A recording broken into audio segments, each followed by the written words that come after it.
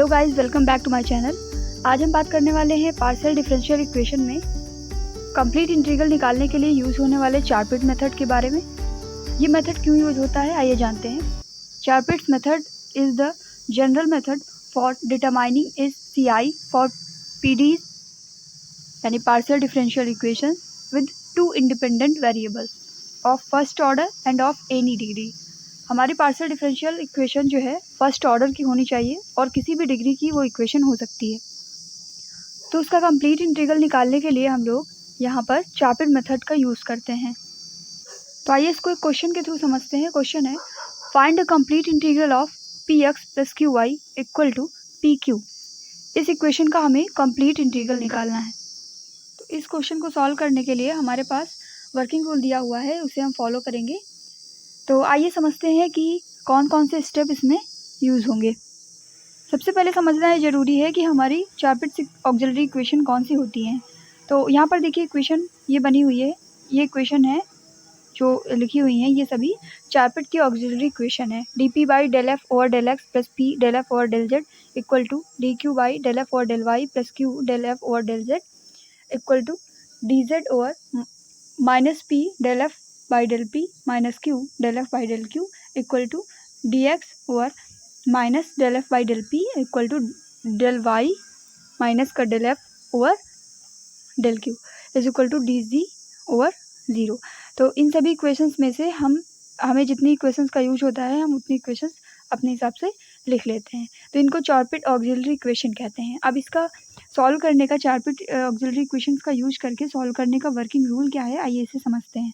हमारा पहला स्टेप होता है transfer all the terms of the given equation two the left hand side and denote the resulting expression by f। हम क्या करेंगे, जो भी इक्वेशन हमें दी रहेगी उसमें सारे टर्म्स को हम लेफ्ट हैंड साइड में ट्रांसफ़र कर देंगे और उसके बाद जो एक्सप्रेशन निकल के आएगा उसे हम f से डिनोट करेंगे। हमारा सेकंड स्टेप होगा write down the values of del(f/del x, del(f/del y, del(f/del z, del(f/del p and del(f/del q in Charpit's auxiliary equation and simplify them. ये जो चारपिट्स ऑक्सिलरी इक्वेशन दी हुई है इसमें हम क्या करेंगे, ये सभी वैल्यूज़ निकाल करके इनकी वैल्यू इस इक्वेशन में पुट कर देंगे। फिर हमारा थर्ड स्टेप होगा select two appropriate fraction so that the resulting integral may come out to be simplest relation containing at least one of p and q। अब हम जो हमारी इक्वेशंस बनेंगी उनमें से कोई भी दो appropriate fraction ले सकते हैं जो कि हमारे इजीएस्ट फॉर्म में बन जाए, जिसमें हमें p और q की वैल्यूज़ मिल जाए। स्टेप 4 हमारा होगा solve this relation simultaneously with the given equation two determine p and q। अब जो भी हम फ्रैक्शन लेंगे उसमें हम p और q की वैल्यू निकालने के लिए उनको सॉल्व करेंगे।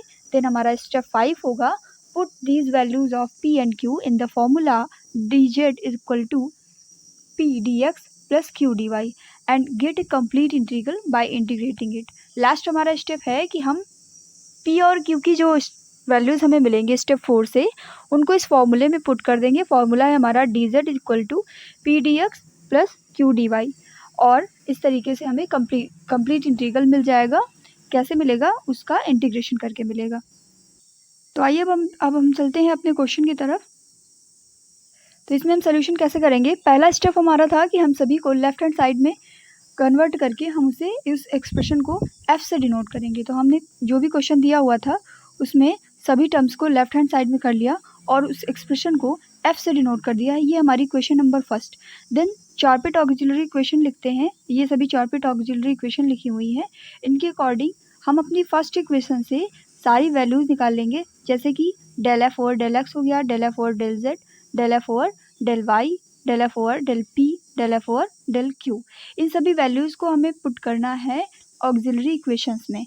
इनको पुट करने के बाद हमारी इक्वेशन बनेगी dp/p + p × 0 equal to dq/q + q × 0 equal to dz/-p x - q - q y - p equal to dx/-x - q equal to dy/-y - p। तो ये इक्वेशन बनने के बाद इनका हम सॉल्यूशन कर लेंगे। अब सॉल्यूशन करने पर हमें ये फॉर्म मिलता है। अब यहाँ पर हम चूज़ करेंगे कि ऐसे कौन से दो फ्रैक्शन लें हम जिनके थ्रू हमें p और q की वैल्यूज़ मिल सकें। तो हम फर्स्ट टू फ्रैक्शन को यहाँ पर सेलेक्ट करते हैं dp/p and D Q over Q. इनका इंटीग्रेशन करने पर हमें पी और क्यू में एक रिलेशन मिलता है, P is equal to A Q. ये हमारी इक्वेशन नंबर 2 है। देन आगे हम क्या करेंगे, इस वैल्यू को इक्वेशन नंबर फर्स्ट में रख देंगे ताकि हमें क्यू की वैल्यू मिल सके। तो यहाँ से हमारी एक नई इक्वेशन बनती है क्यू के फॉर्म में, a q is equal to a x plus y. अब यहाँ पर इन दोनों इक्वेशन से, equation number 2 and equation number 3 से हमें पी और क्यू की डिफरेंट वैल्यूज़ मिल जाएंगी।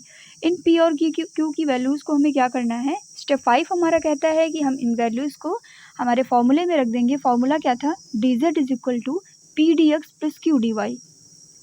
इसमें रखने पर हमें डी जेड की वैल्यू मिलेगी। सॉल्यूशन करेंगे, यहाँ पर देखिए d z is equal to हो जाएगा, पी की वैल्यू पुट किया गया a x plus y d x plus a x plus y by a d y, and a d z is equal to a x plus y, और यहाँ पर a का multiply करेंगे, so a d x d y. ये हमारी equation बन के आती है। इसका आगे सॉल्यूशन करेंगे, इंटीग्रेशन करने पर हमें a z is equal to half a x plus y का होल स्क्वायर प्लस बी मिलेगा। यहाँ पर ए और बी दोनों ही आर्बिट्रेरी कांस्टेंट हैं, और इस तरीके से हमारा कंप्लीट इंटीग्रल इस इक्वेशन का निकला है बाय चारपेट मेथड।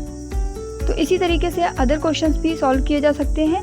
सभी स्टेप्स को हम अगर फॉलो करेंगे तो आसानी से चारपेट मेथड से किसी भी पार्शियल डिफरेंशियल इक्वेशन का कंप्लीट इंटीग्रल निकाल पाएंगे। Thank you so much guys, thanks for watching.